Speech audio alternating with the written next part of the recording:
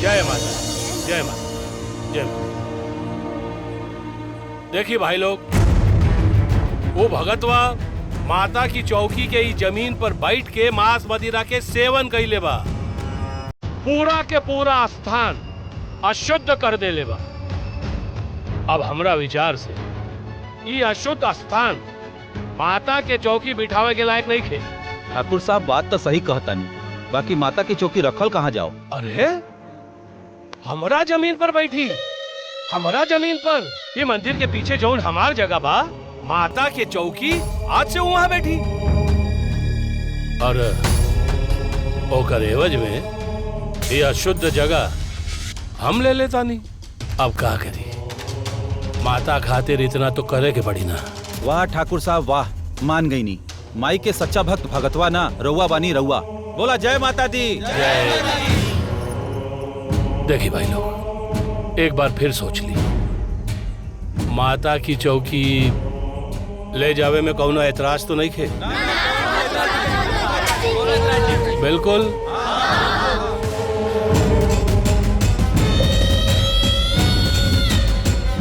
कटारी जी भैया जी। एक काम कर, माता के चौकी के उठा के अपन पीछे वाला जमीन पे रख दे। जो जी।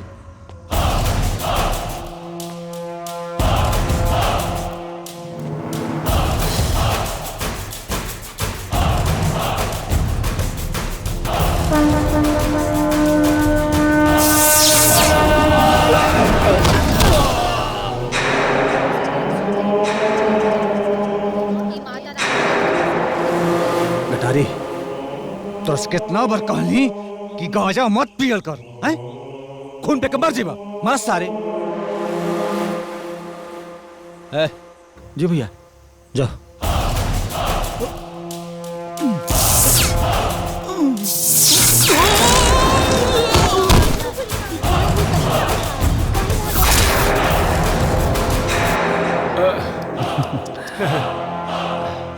दू साल से एकरा के टीवी हवे, हाँ, इलाज नहीं के करावत, बकिर भांग पी के सूतल रहेला।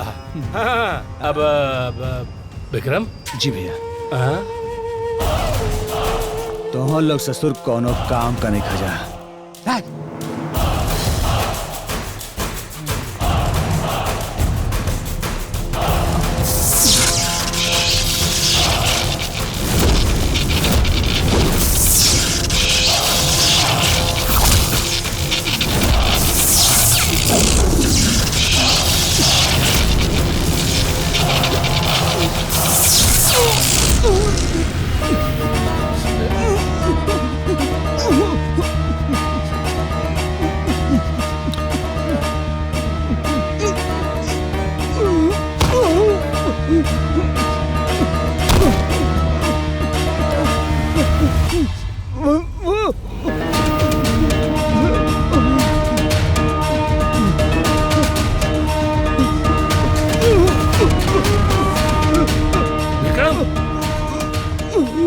विक्रम, कहाँ भाई? विक्रम, विक्रम, हाँ? लागत माई नाराज हो गई। बाकी तू अपना आदमी के समझावा, ये सब माता के प्रकोप बा। हाँ भैया, हमरा तो लगा था भगतवा के पाप से मैया रूठल बाड़ी।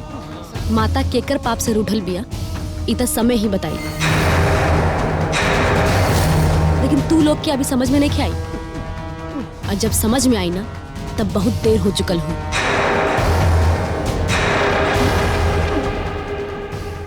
माता की चौकी शक्ति से ना, भक्ति से उठी।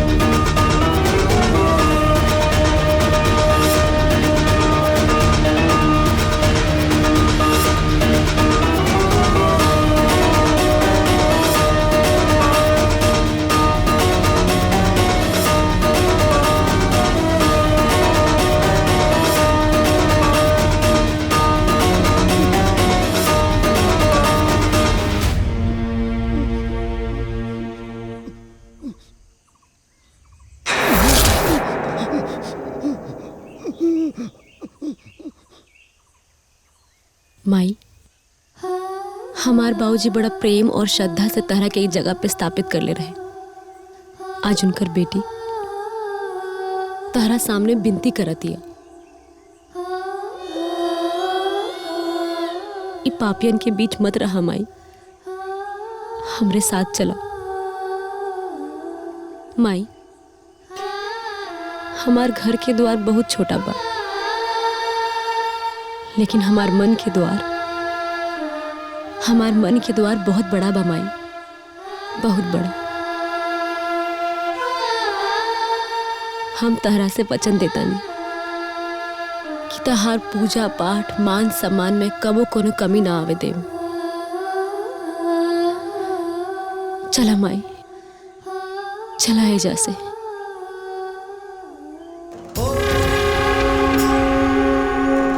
दुर्गा क्षमा शिवधात्री स्वाहा सदा नमस्तुते।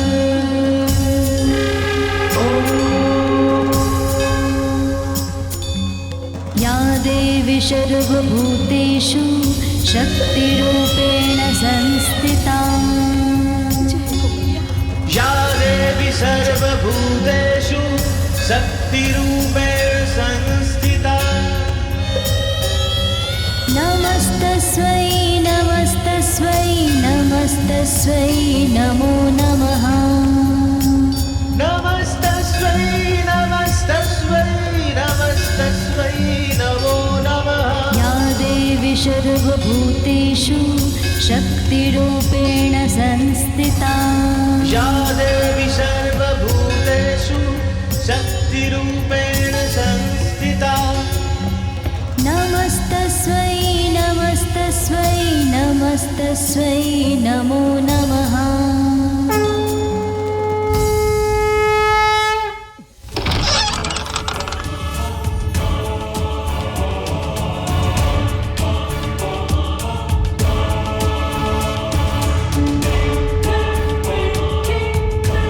भिक्षाम देहि, भिक्षाम देहि।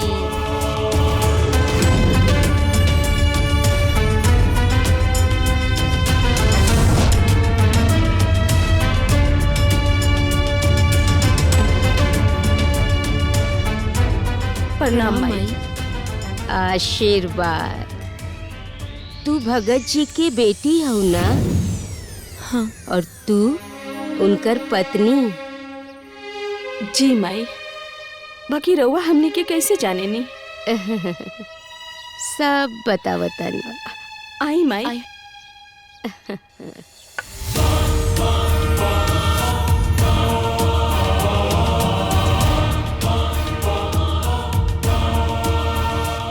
बैठी। बाकी माई, रवा के तो हमनी ई गांव में कब्बो ना देखनी। रवा के बानी? अम्बे भिक्षुक बानी। तू लोग के और भगत जी के हम अच्छे से जानिला। हम तो येहो जानिला कि भगत जी निर्दोष रहलन। माता रानी के सच्चा भक्त रहलन।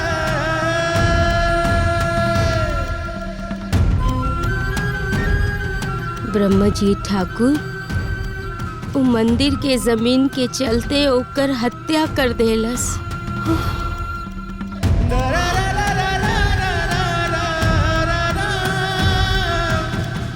गांव वालन के आंख में ऐसन भरम के पट्टी बनलस कि उनकी कुछ दिखाई न देलस। उ रात के हमहू उधर से गुजरत रहनी और हम सब कुछ देखनी।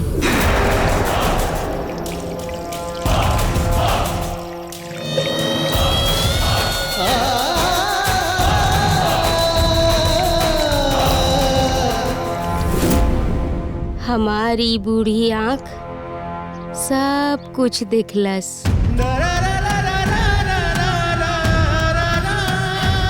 एक पवित्र आत्मा के भीतर से अपवित्र कर देलस, बाहर से बदनाम।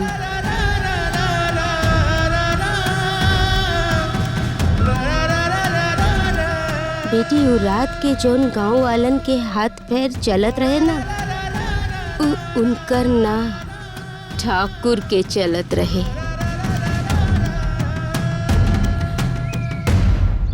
गांव वाला तो नादान परिंदा जैसन बा जे ठाकुर के बुनल जाल में फंस गए।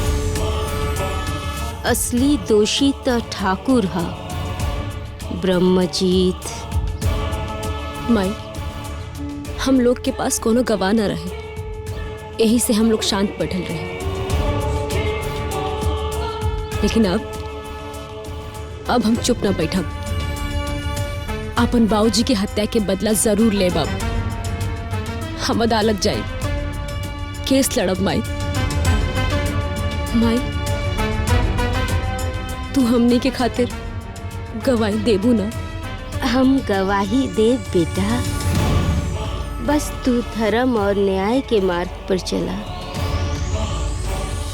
बाकी अम्बा माई, हमनी रवा के ढूंढब कहाँ से?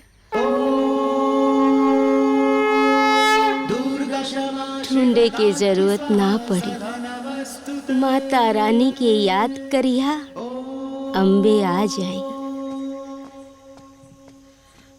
ब्रह्मजीत, निकल पापी, निकल।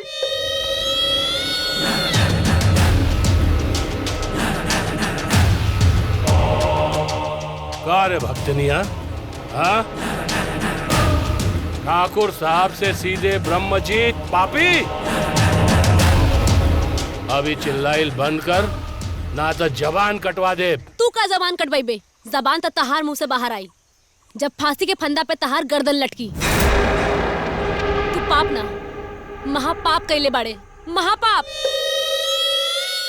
एक बेटी के सर से होकर बाप की साया छीन ले ले, सुहागन के मांग से होकर सिंदूर छीन ले ले, एक सच्चा भक्त के पूरा गांव में कलंकित कैले, उनकरा के जबरन मांस मदिरा पिया खिया के उनकरा के बदनाम कैले। तू तो के एकर सजा जरूर मिली और कानून के रास्ते मिली। हम कोर्ट के दरवाजा खटखटाई, हम अदालत जाइब, अदालत तोरा के सजा दिलवा के रहब।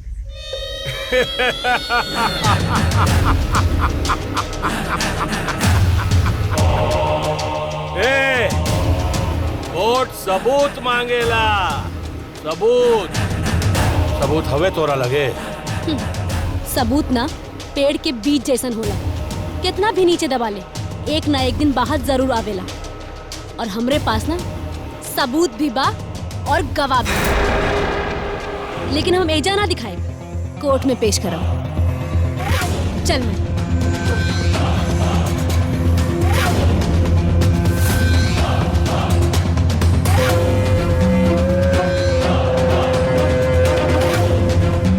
इन्हन की आवाज में इतना हिम्मत और ताकत कहां से आ गई? कहीं कौनो गांव वाला था ना? चला, हमनी के वकील भी बढ़िया मिल गई बा। ठीक कहा तारा, वकील तो ठीक बा।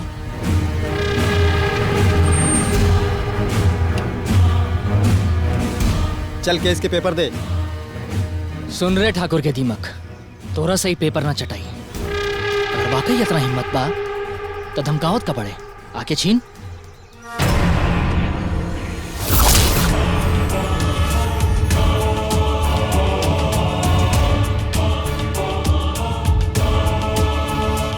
ए बुढ़िया, तू के बाड़े?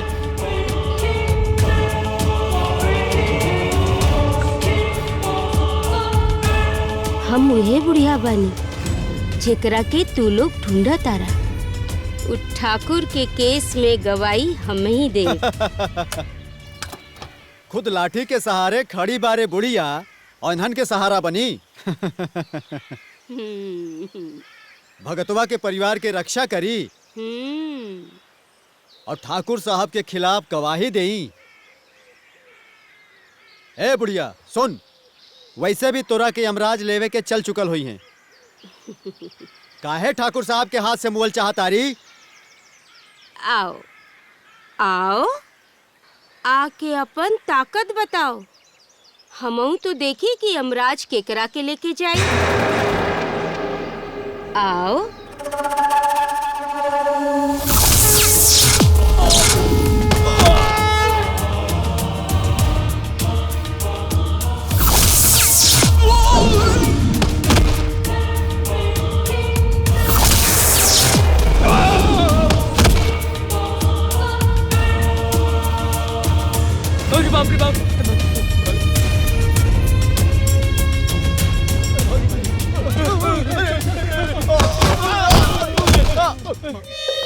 ए देखिए, हमार शेर, शेर नंबर 1,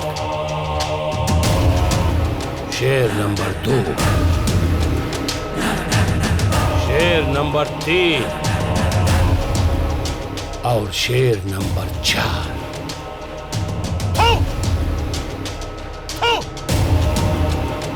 शेर ना, कुकुर पाल ले बानी हम। कुकुर एगो बुढ़िया से मार खा के आ गई लसन। हाँ? सरकार, वो कौन मामूली बुढ़िया नहीं के, बड़ी मायावी बा। ओकरा सामने हमनी के कोनो ताकत काम ना आइल और ना चालाकी। सरकार, वो है बुढ़िया बा जो भगतवा के केस में गवाही देवे वाली बा।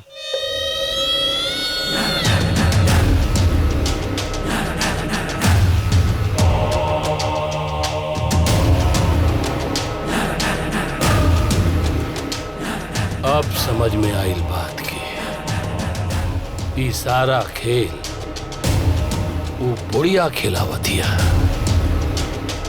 मायावी बुढ़िया। ए, जाके पता लगावा सन, ये बुढ़िया कहाँ रहेले और ये अचानक गांव में कहाँ से आइल बिया और एकर उद्देश्य का बा। जाओ।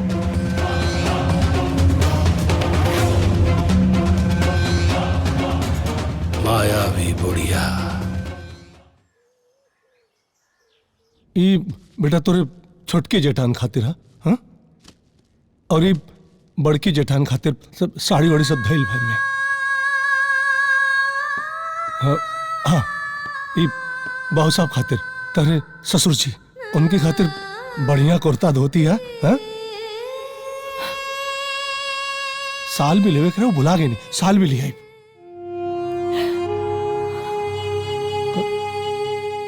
का बात बा? अरे रोहत खाए बाड़ू? अरे पगली, तोर माई रहत तो सब करत, उतना हमके कुल का आइडिया ना कि बिटिया का झपिया वपिया कैसे भरल जाले। लेकिन हम सजाई, हम झपिया बहुत बढ़िया से सजा के देब। हाँ बाबूजी, हाँ बैठी। अगर माँ रहती ना तो बिल्कुल आप जैसे ही रहती, लेकिन ये पूरी दुनिया में हमारे बाबूजी के जैसे केहू ना होगी। हम जब छोड़ रहे तो माँ गुजर गई। रोवा चाहती तो दूसरा शादी कर लेती, लेकिन पूरा जिंदगी आप हमारे परवरिश में गुजार देनी। रिश्ता के नाम पर हम ही अकेली हैं आपके पास। हमार जाए के बाद आप कैसे रहब? आपकी तबीयत के एक ख्याल के रखी बाबूजी। अरे और बेटा, जब बाप अपना बेटी के बियाह बहुत जिम्मेदारी से करेला ना, ओकरे बाद ओकर उम्र बढ़ जाले बच्चा। हाँ, ओकर उम्र बढ़ जाले। और हमके तो लगा था कि तोरे बियाह खातिर साक्षात लक्ष्मी उतर के आ गेल बानी। अब हमार तो सारा चिंता दूर हो गई बेटा। हाँ? बाबूजी, हम रोज खाना बनाए और भेजब, आप खाना मत बनाए। अरे उतना दूर से खाना लेके पर कुछ दूरी पर तो हम रोज आके आपके खाना दे के जाइब। हाँ बाबूजी।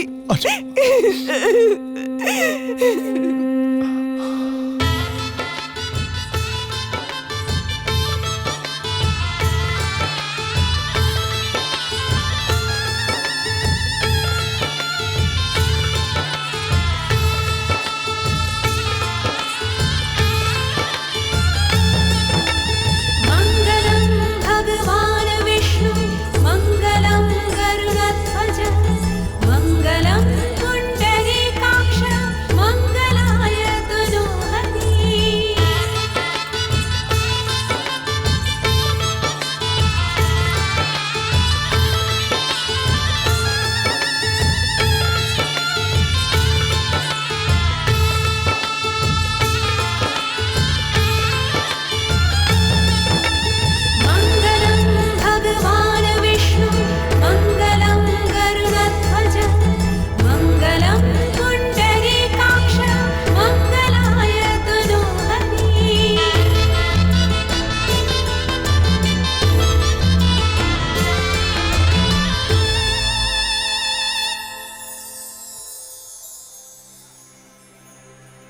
बेटा जब घर में बिटिया पैदा होले तो कहल जाला कि लक्ष्मी पैदा भइले, और आज अपना घर का लक्ष्मी तोहरा हवाले कर रहल पानी।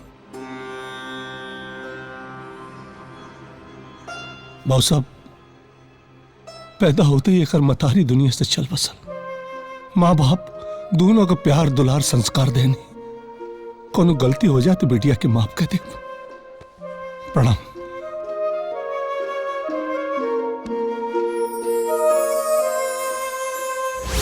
नमस्तेस्तु महामाये श्रीपीठे सुरपूजिते। बहन ई तोहार लक्ष्मी माई के आशीर्वाद समझी हा, एकरा के हमेशा तू अपने पास रखी हा, ई हमेशा तोहार रक्षा करी। महालक्ष्मी नमोस्तुते।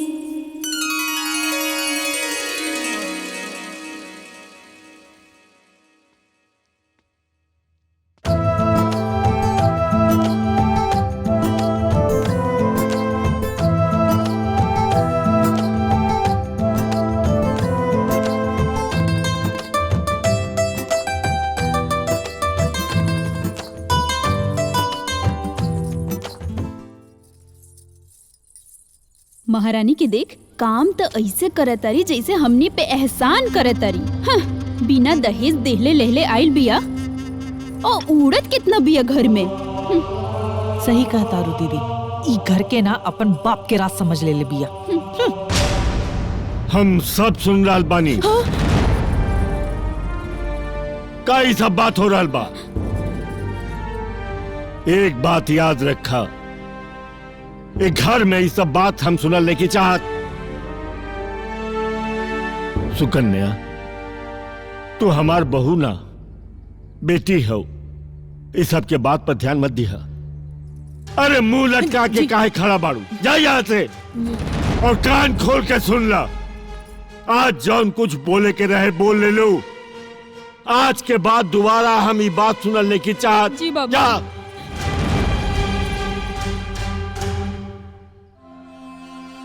अरे हम तोहरा के घर संवारे खातिर लेके आइल बानी। अभी तोहरा हाथ में बा कि तू ई घर के स्वर्ग कैसे बनेबू। अच्छा, हम पंचायत में दूसरा गांव में जा रहल बानी, संझिया के लौटब। आते समय साग सब्जी लेते आई। जी ठीक बा? जी बाबा जी। अरे याद करा जहिया कुआर रहलू, हम पियवा से पहले हमार रहलू। सही में पगला है। याद करा जहिया कुआर रहलू, याद करा ए यहाँ सुखई। मालिक। अरे यहाँ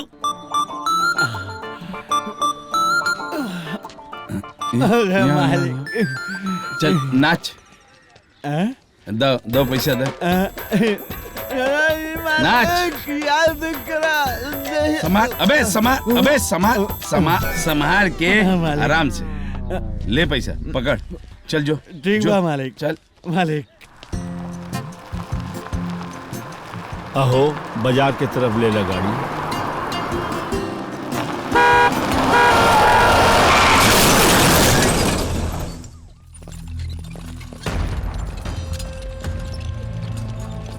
ए हट।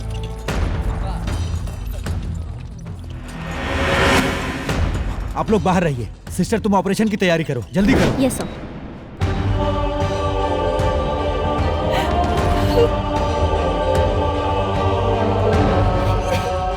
चुप हो जाओ बेटी।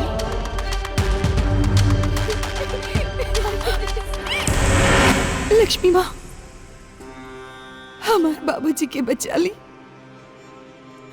ली उनकी।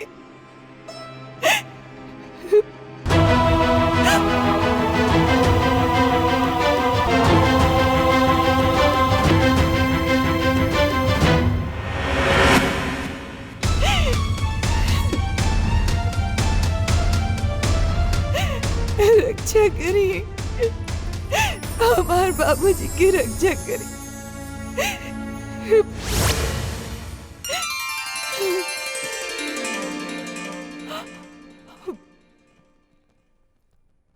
बिटिया, विश्वास अगर अटल और अडिग हो तो घबराने की कोई जरूरत नहीं। आप वह है ना जीव? हाँ, मैं वही हूँ बिटिया। देखो ना, तब से यहीं पर हूँ, लेकिन हिम्मत नहीं हारी और ना ही तो मेरा विश्वास डगमगाया प्रभु से। आपके यहाँ के है? सब मेरे हैं और मैं सबकी। मैं यहाँ काम करती हूँ पर मेरी नजर सब पे रहती है।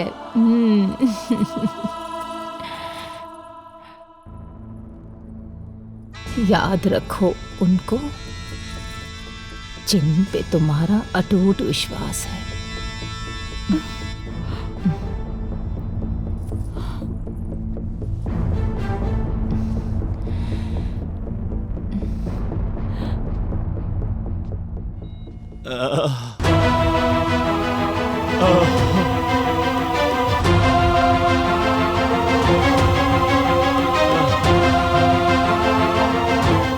होश आ गया।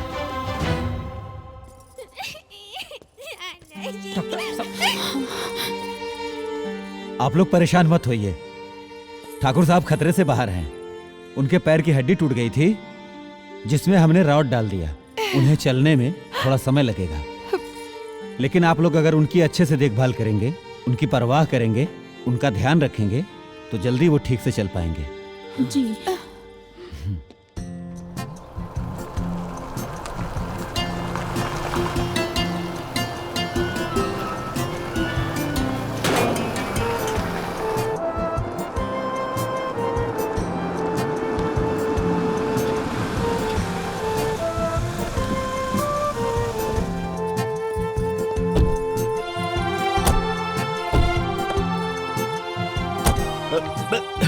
आराम से, संभाल के।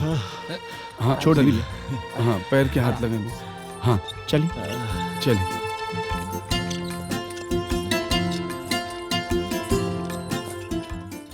सुकन्या। जी बाबूजी। ए सुकन्या। जी। है ने आवा। जी आवत है।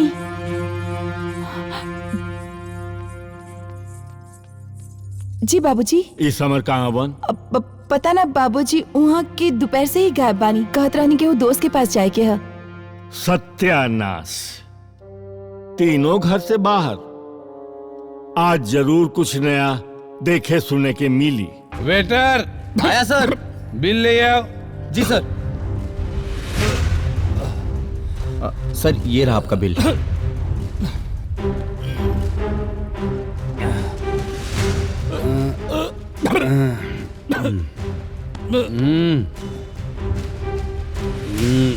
तीस 30,000 रुपया बिल है।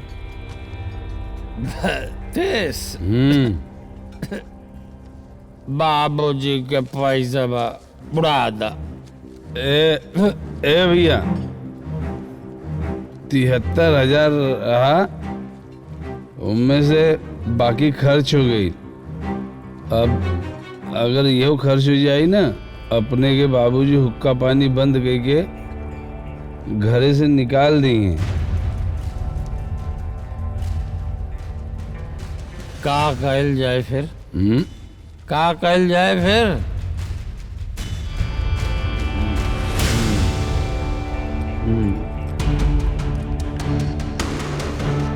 ले बेटा, ए ले। हट वापस कर। हिंदू को राम राम, मुसलमान को सलाम, वालेकुम प्रणाम। अरे गजेंद्र भैया। राजू भाई काहे बेइज्जती करावत है भाई? हाय बाहर केकर है तोहार? बाहर गुलजार है।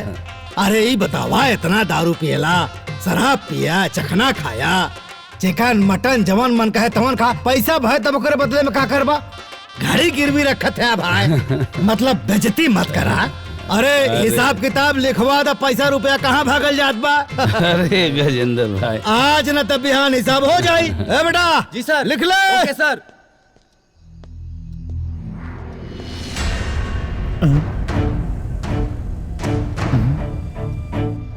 वाह, का को बेटा काम लायक हो जाता। सुकन्या से तो सीख के कुछ आदमी बन जाता। सुकन्या, जी बाबूजी। जी ले जा बेटा। जीवन भर हम सबके तो बढ़िया काम कईनी,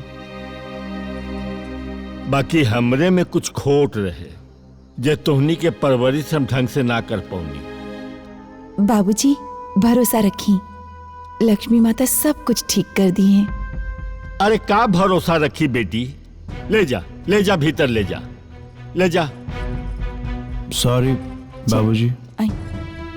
ले जा। बाबूजी।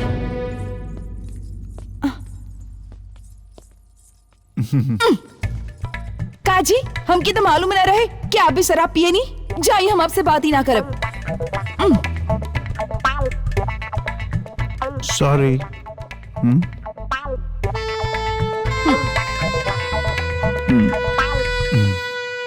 सुनो ना, हम पिए नहीं ना। वो हमार दोस्त बाड़न सन, वो जबरदस्ती पिया दिलाउन सन। उहे तो दोस्ती यारी के चक्कर में आदमी बन भी जाला और बिगड़ भी जाला। वैसे भी बाबूजी के दवाई में बहुत पैसा लाग गइल बा। अगर संभल के ना रहल जाई तो ही घर के बर्बाद होके में टाइम ना लागी।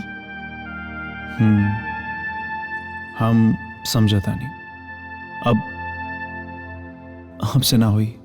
आज से दारू बंद। पक्का? पक्का। कसम खाई। कसम? अरे यार, कसम खाए के का जरूरत बा? आप कसम ना खाइब ना। जाइए, हम आपसे बात ही ना करब। अब अच्छा सुना, हम कसम खाता नहीं, हाथ से दारू ना पिए। पक्का ना? पक्का।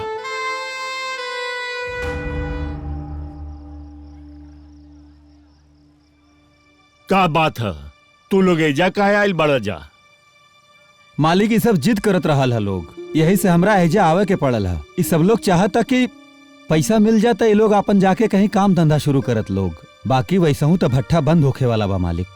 अरे तो वो पैसा के बदले हम गहना देले रही ना।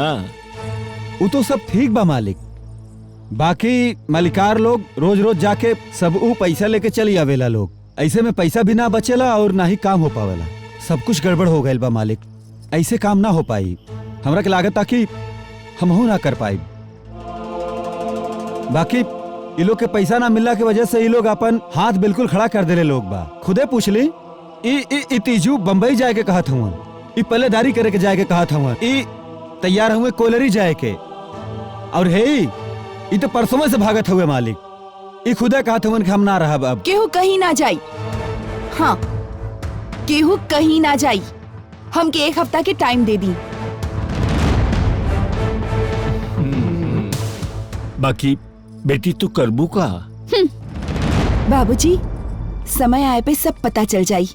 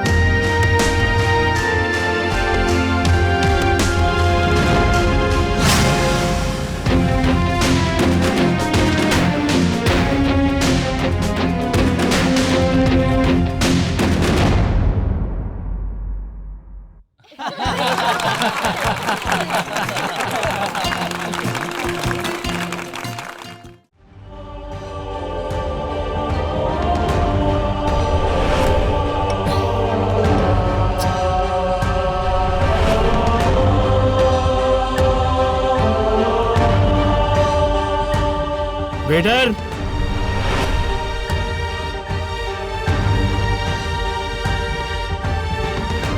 वेटर,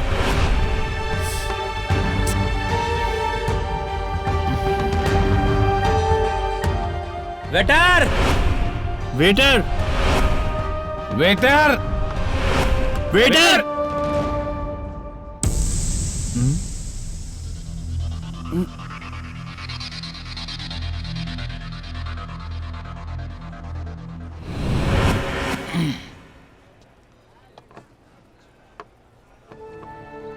भैया वो काल के हैंगओवर अभी तक उतरल ना रहे, वही से। अरे समर तुम्हें का बताई, काली के तो हमार जैसे सर फड़फड़ा गइल बा।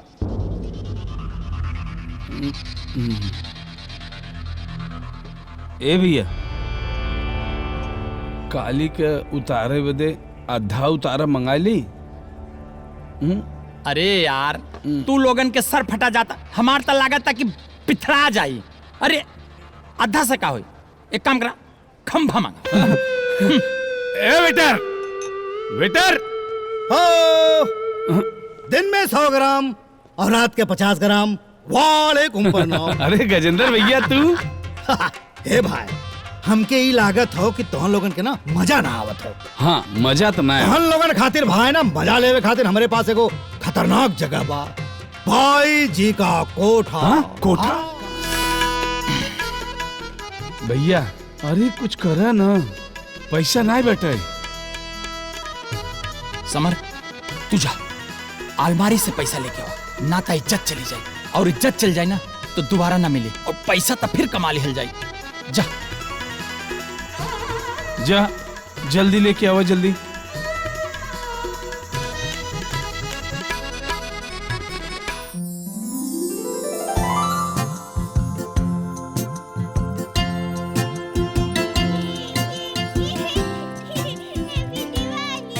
अरे राम बाबू।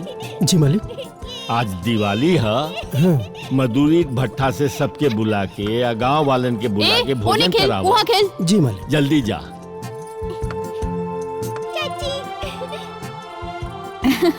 यहाँ रखा। हाँ। बहू। हाँ?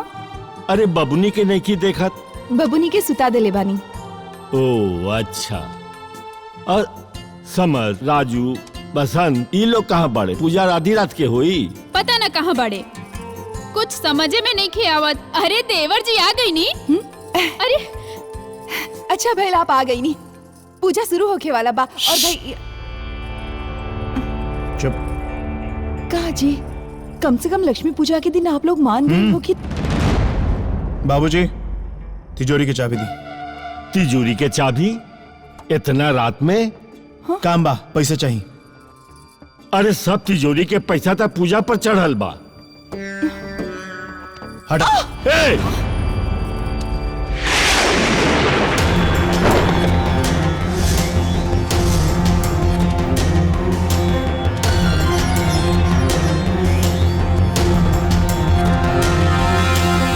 अरे ऐसे पैसा उठावल ना जाला जब तक पूजा खत्म नहीं किए हो जाए। अब सगुन। चुप। अरे देवर जी सुनी ना, मत करी। समर, रहुआ के हमें सब ले जाए ना दे, छोड़ दी। समर,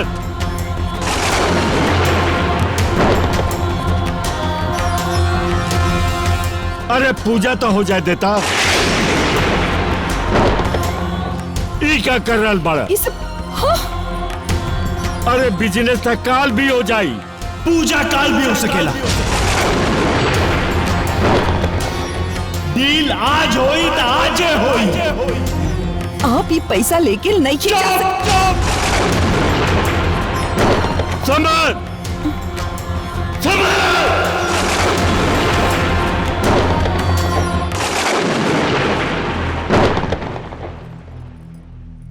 अभी घर के सत्यानाश होके से केहू न बचा सकी।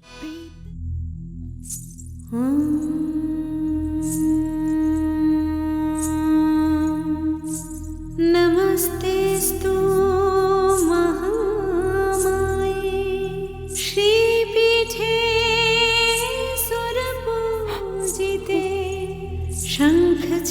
गदा हस्ते महालक्ष्मी नमोस्तुते। माँ, रुक जाइए माँ।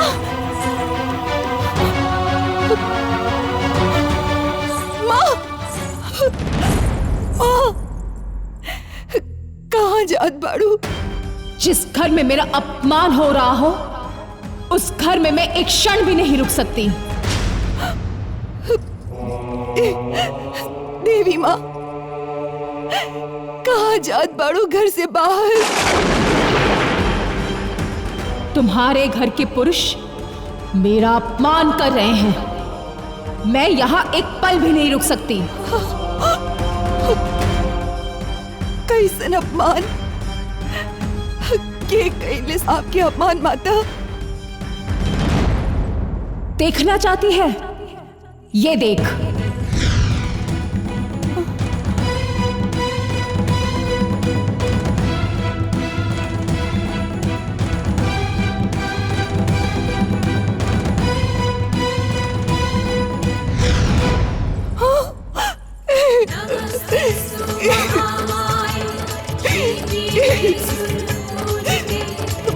माँ, रुक जाइए माँ।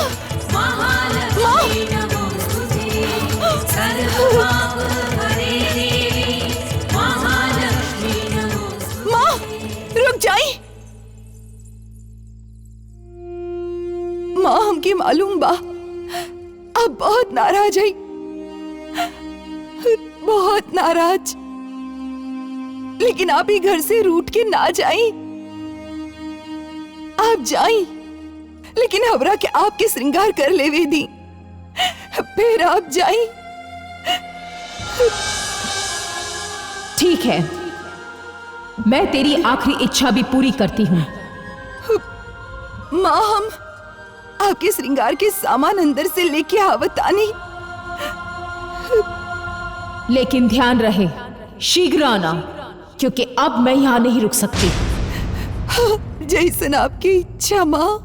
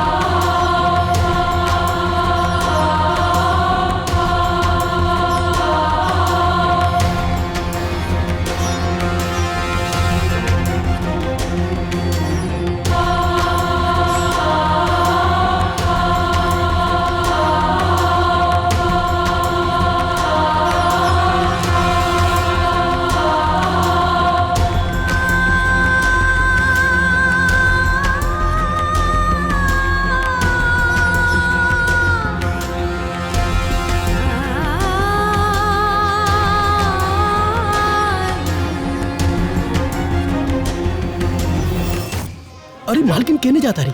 ये कहाँ जाता है? देखो मालकिन, मालकिन, ए छोटकी मालकिन, ए मालकिन, मालकिन, अरे कहाँ जाता नहीं? सारा पैसा के हेकड़ी खत्म हो गई मोटुआ के। एक है सिगरेट भी ले। एक है।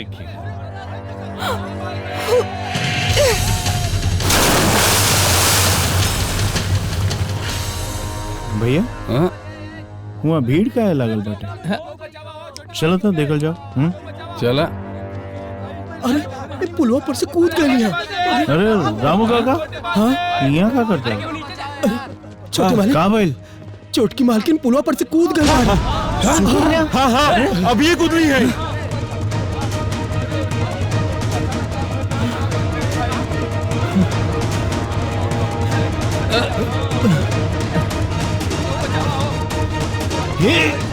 छोटे मालिक,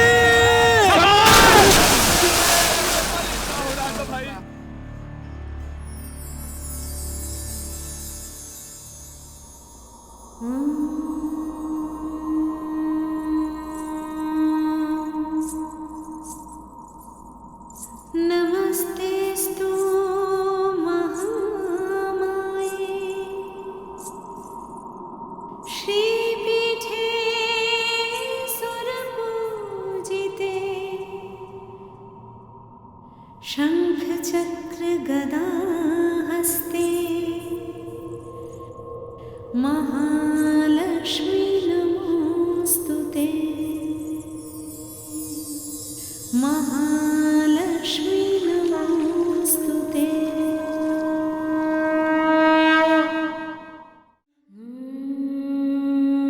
हे माता, ये सब कुछ हमरा वजह से भइल बा। सारा गलती हमार बा। हमरा गलती की सजा इनकरा के काहे देते रहो। हम तारा जौन सजा देवे के बा हमरा के दे। हमार प्राण ले ले, बाकी हमरा सुकन्या के जिया, हमरा सुकन्या के जिया दो माता, सुकन्या के जिया दो।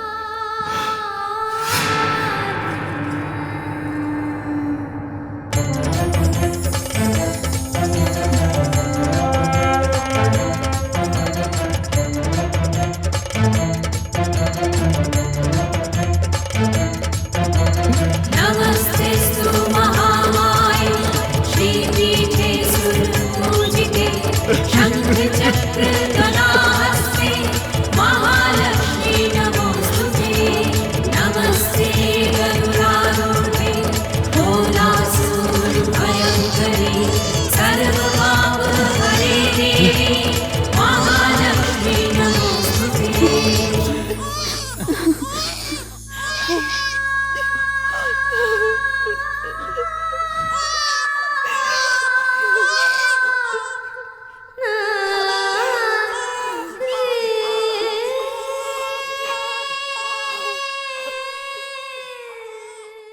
आपन पसंदीदा फिल्म देखे खातिर डाउनलोड करी दंगल प्ले ऐप।